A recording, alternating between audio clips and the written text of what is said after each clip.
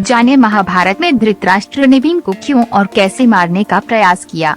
युद्ध के 18वें और अंतिम दिन भीम ने दुर्योधन की युद्ध के नियमों के विरुद्ध जंघा तोड़कर उसका निर्ममता से वध कर दिया था। धृतराष्ट्र ने अपने सुपुत्रों को युद्ध में खोया था, इसलिए वह बहुत दुखी था और खास तौर पर अपने सबसे बड़े और प्रिय पुत्र दुर्योधन को खो दिया, इसलिए वह अपने बेटे की मृत्यु का कारण बनने वाले भीम से बदला लेना चाहता था। महाभारत में आने वाली पीढ़ियों को बताने के लिए अनगिनत रोचक कहानियां हैं। ऐसी ही एक कहानी है धृतराष्ट्र नामक एक अति महत्वाकांक्षी राजा की, जो जन्म से ही दृष्टिहीन था। हालांकि वह सबसे बड़ा पुत्र था, लेकिन उसके छोटे भाई पांडु ने हस्तिनापुर की गद्दी संभाली, क्योंकि जो अंधा है वह राष्ट्र का नेतृत्व नहीं कर सकता। कड़वी सच्चाई को पचाने में असमर्थ धृतराष्ट्र ने क्रोध और ईर्ष्या को बढ़ावा दिया।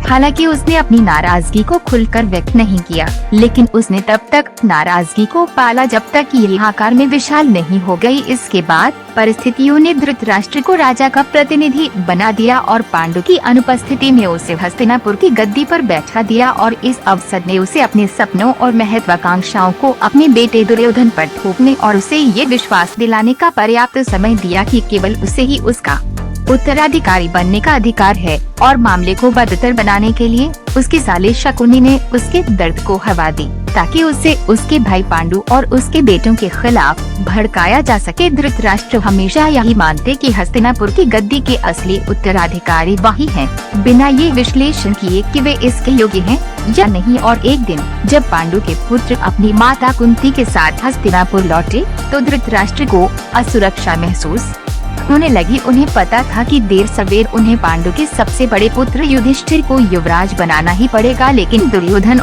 जो हस्तिनापुर का राजा बनने के सपने के साथ बड़ा हुआ था, अपने चचेरे भाइयों से नफरत करता था और उन्हें अपने रास्ते से हटाने के कई प्रयास किए। जैसे महाभारत में दुर्योधन ने पांडवों को मारने के लिए लाक्षागृह बनवाया था। दुर्योधन ने अपने मंत्री पुरोचन को लाख, सूखी घास और दूसरी आग पकड़ने वाली चीजों से एक भवन बनाने का आदेश दिया था। इस भवन को लाक्षागृह कहा गया।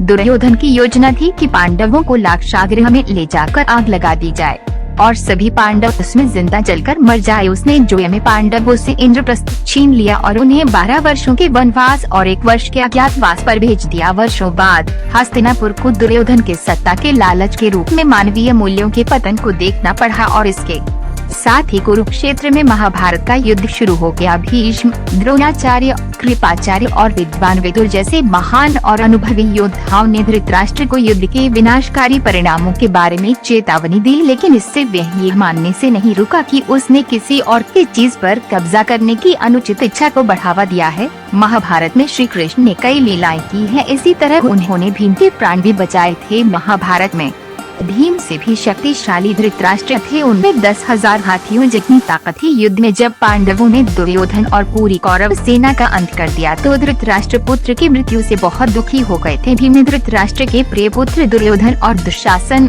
को बड़ी निर्दयता से मार डाला था। द्रौपदी के चीरहरण का बदला लेने के लिए भीम ने युद्ध के दौरान दुशासन की छाती फाड़कर उसका रक्तपान किया था। 100 कौरवों में से 97 को अकेले भीम ने ही मारा था। इसके अलावा अभिमन्यु को पीछे से मारने वाले दुशासन के पुत्र दुर्मासन को भी उन्होंने ही मारा था। महाबली भीम ने दुर्योधन का वध भी युद्ध के नियमों के विरुद्ध किया। आइए जानते हैं कि आखिर क्यों भीम को नियम तोड़ने पड़े।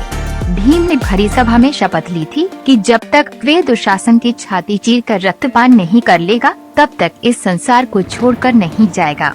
क्योंकि भीम ने दुशासन को द्रौपदी के बाल खींचकर घसीटते हुए देखा था और उसने द्रौपदी की वस्त्र उतारने की कोशिश की थी, और दुर्योधन ने द्रौपदी को अपनी जंघा पर बैठने को बोला था, इसलिए उसने दुर्योधन की जंघा तोड़ने की कसम खाई थी।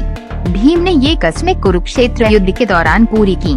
महाभारत का युद्ध अपने चरम बिंदु की ओर बढ़ रहा था। दुर्योधन, कृतवर्मा, कृपाचार्य और अश्वत्थामा को छोड़कर अन्य सभी महारथी युद्ध में पांडवों के हाथों मारे जा चुके थे। अपनी हार और मृत्यु सामने देख दुर्योधन युद्ध क्षेत्र छोड़कर भाग रहा था। दुर्योधन के सभी भाई मारे जा चुके थे, केवल दुर्योधन ही जीवित रहा था। अपने पुत्रों की ये दशा देख गांधारी ने अपने पुत्र दुर्योधन को अपने पास बुलाया। गांधारी को शिव से वरदान प्राप्त हुआ था कि जब वे अपनी आँखों से पट्टी हटाकर जिस किसी को भी नग्न अवस्था में देखेंगी, वह व्यक्ति उसकी नेत्र ऊर्जा या शक्ति से वज्र शरीर को प्राप्त कर लेगा, अर्थात उसका शरीर लोहे की तरह मजबूत हो जाएगा। गांधारी ने दुर्योधन को गंगा स्नान करने के बाद अपने पास नग्न होकर आने को कहा। जब दुर्योधन गंगा स्नान कर नग्नावस्था में गांधारी के पास जा रहा था तो रास्ते में ही उसे श्री कृष्ण मिल गए। कृष्ण गांधारी को मिले इस वरदान के बारे में जानते थे और ये भी जानते थे कि यदि दुर्योधन का शरीर वज्र का हो गया तो पांडवों का जीतना बहुत कठिन हो जाएगा। इसलिए उन्होंने दुर्योधन को रोककर हंसते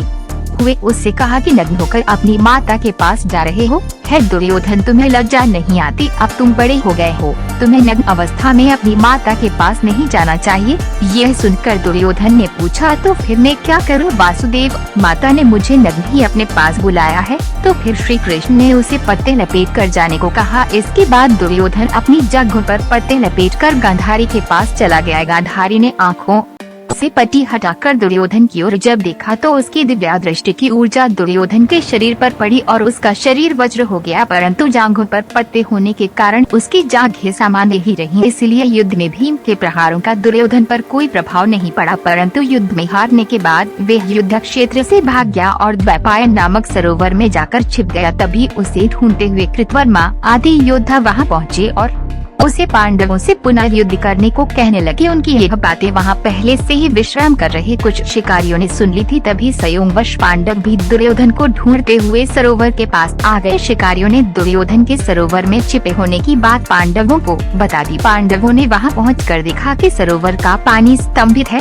और दुर्योधन पानी के अंदर सुरक्षित है। तभी युधिष्ठिर आदि ने दुर्योधन को कायर कहकर धिक्कारा और युद्ध के लिए ललकारा। परंतु उत्तर में कहा कि वे भयभीत होकर यहाँ छिपा नहीं है, किंतु मैं यहाँ विश्राम करने के लिए आया हूँ और मेरे पास रथ इत्यादि की भी व्यवस्था नहीं है। युद्ध में अपने भाई बांधवों की मृत्यु के दुख में डूब चुका हूँ, इसलिए पांडव ही राज्य पर राज करे। तब युधिष्ठिर ने कहा कि क्षत्रिय दान नहीं लेते, तुम रथ कवच आदि लेकर युद्ध करो। दुर्योधन ने कहा कि वे एक पांडव से युद्ध करने के लिए तैयार है। तब भीम ने उसे गदा युद्ध के लिए ललकारा और दोनों का गदा युद्ध शुरू हुआ, लेकिन भीम के प्रहारों का दुर्योधन पर कोई प्रभाव नहीं पड़ रहा था। कृष्ण जानते थे इस युद्ध में दोनों का पलड़ा बराबर है और दुर्योधन को हराना संभव नहीं है। इसलिए उन्होंने अपनी जगह पर हाथ से हल्का सा थपकर भीम को इशारा किया। भीम ने इशारा समझ लिया और उसने दुर्योधन की जांघ पर बलपूर्वक प्रहार किया, जिससे दुर्योधन धरती पर गिर गया। तब भीम ने उसका सर बाएं पैर से कुचल दिया और द्रौपदी को दी हुई अपनी शपथ